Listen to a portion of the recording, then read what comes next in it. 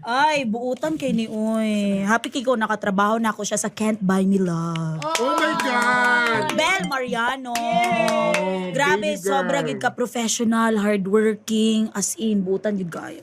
Kana professionalism, mao ko na siya. Mao gid ako makita siya. super. Nakita gid nato siya from the start pa lang hantod nga karon nga sobrang na kay siya kasikat.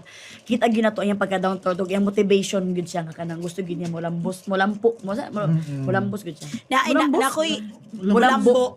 Mulambo.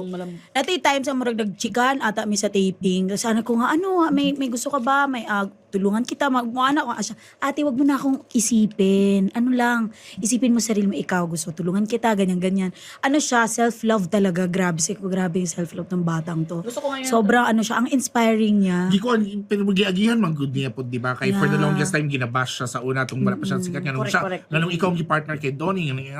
Di ba, na-prove man po niya, murag na-develop po niya yung self-love niya.